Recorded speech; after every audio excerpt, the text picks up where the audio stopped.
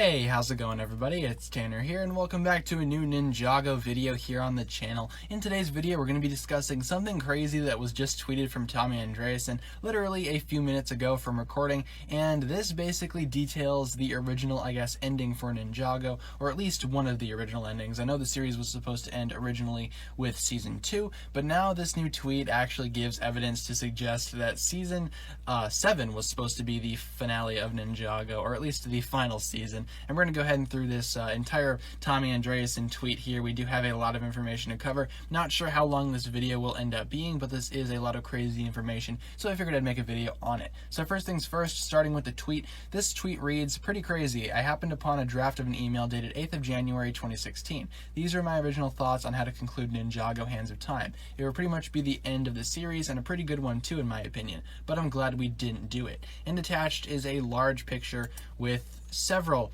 plot points and several pieces of information that we will break down here right away. But first things first, let's just discuss how crazy it would be to actually have Season 7 be the finale of Ninjago. I mean, I can definitely see them doing that.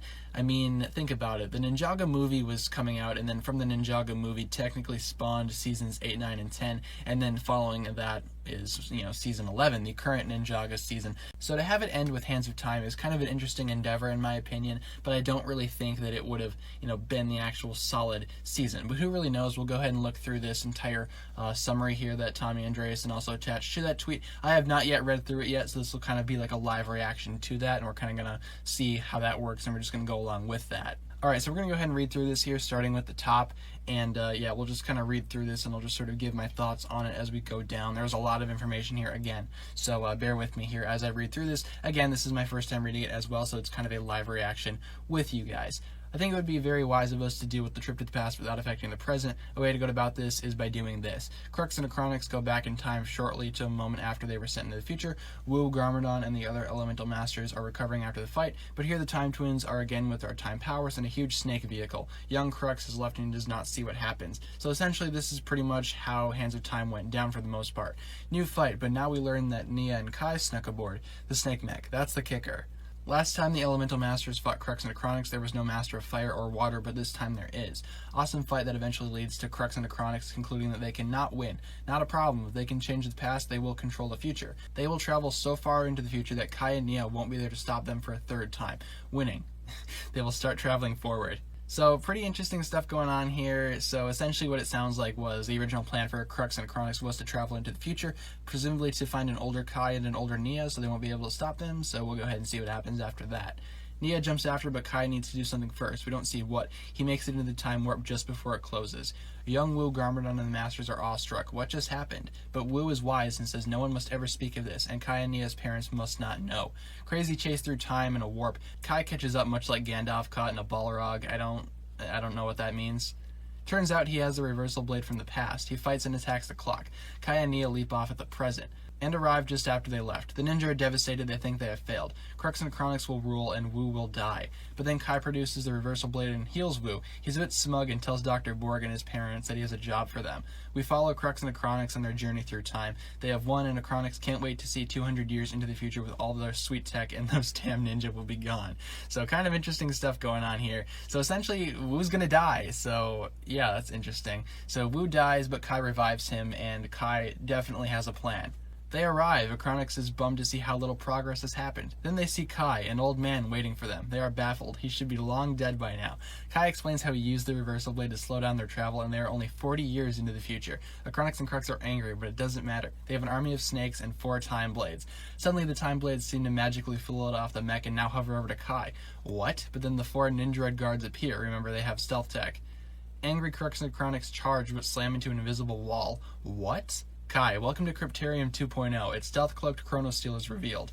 They are trapped with no powers. Trapped by technology, Crux scorns Acronyx. There is no fight. This is brains over brawn, and the ninja have had 40 years to prepare. The rest of the ninja team arrive, and they are all masters, looking like they did in the reflection from the ice cave in possession. Possibly they bring kids who would now logically have their own elemental powers. Maybe no Cole? Is he dead or just late because he's eating cake somewhere? We don't explain. Lloyd, had your moment yet? Some banter between Lloyd and Kai. What did Wu say about putting things off? Don't put off until tomorrow. It can be done today.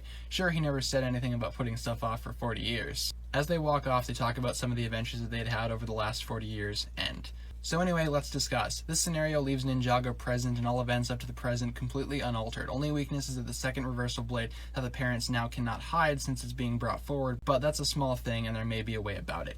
So, oh my gosh, so lots of craziness going on here. So this is probably going to be the original ending for the actual Ninjago series as it is. So they don't explain what happened to Cole first of all. Cole's just not there. Is he dead or is he just eating cake somewhere? Probably.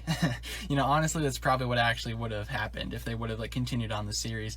But this could have been a great jumping off point to actually have the ninja be, you know, just all senseis again. They could all be masters, and then again their kids could have the elemental powers. That's always something that I've wanted to see from Ninjago. I've always wanted to see something like that, in which, you know, the ninja kind of move on and then they sort of pass the torch to their children, who now all have their elemental powers. That'd be awesome, and they all look like their reflections in the ice cave. That's just great. So again, just the fact that they were originally going to do this was insane to me. I remember doing a video a while ago talking about how they originally did have something like this planned out for the actual finale of Hands of Time. They were going to do it a little bit differently, but we didn't really know that it was going to end the entire series. But it does sound like it kind of started off the way that Hands of Time actually went off. You know, it kind of sounds like they were going towards that same thing, but rather than, you know, having a fight in the past, they would have a fight in the future. And it wouldn't really be that much of a future, in my opinion. I mean, remember, it's only 40 years, so it's not like everything is, you know, super crazy or anything like that.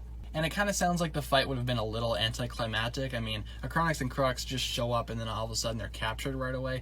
Really doesn't sound like that big of a thing, but then again, as stated in here, it is brains over brawn, so it would be kind of cool to see that, though. And I do hope that something like this does actually happen, you know, later on in Ninjago. I would love to see this same ending kind of be brought back into the series. That'd be nice, but of course, obviously switch it up a little bit, so it's not about Acronix and Crux, but instead it's about something different. Maybe we could have like a jumping off point 40 years into the future, something like that, and they could pick up again where the ninja left off with their children. But overall, this ending is really, really cool. Some stuff I don't really understand, though. Again, some of the references are kind of beyond me, but basically Wu dying is kind of cool as well. So think about it. Technically, Acronix and Crux would have won if Master Wu would have actually died. That would have been a huge deal. Just imagine that. I mean, Wu dying is definitely something that Ninjago has kind of toyed with in the past, and even Season 7 kind of hinted at that a little bit, that maybe he was actually gone, but, you know, sure enough, he came back in the next season. But something else that really shocks me about this is that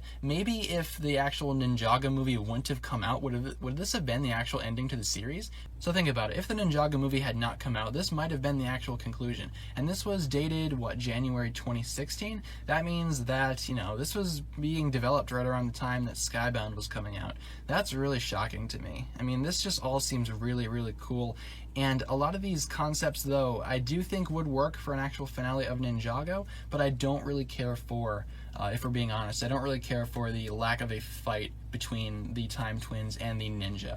That kind of seems a little bit, I guess, anticlimactic, again, like I said earlier. But it's still not bad, and it's still something that I would have really loved to see happening. And overall, guys, this entire thing just seems really, really cool. I mean, this ending is something that I've wanted for Ninjago for a while. I mean, an ending like this where they flash forward into the future and we see the ninja's children and we see how far they've come and we see the next generation of elemental masters. That could be insanely awesome to see. That's something that I've always wanted to see, and to think that we almost got it is kind of a double-edged sword. Again, I'm kind of happy that the series is still going, but again, this ending probably would have been near perfect, with a few exceptions in there that I've already touched on earlier in the video, but it would have been, you know, a pretty good ending. It would have been near perfect again. So that's basically all I have to say about this video. Sorry if it got a little bit rambly. I'm just, you know, reading through this for the first time with you guys. I'm kind of a little bit overexcited about this, but let me know down below in the comments what you think about this original ending to Hands of Time. Do you think this would have been a good ending to the season, and do you think this would have been a good way to end the overall Ninjago series as it is?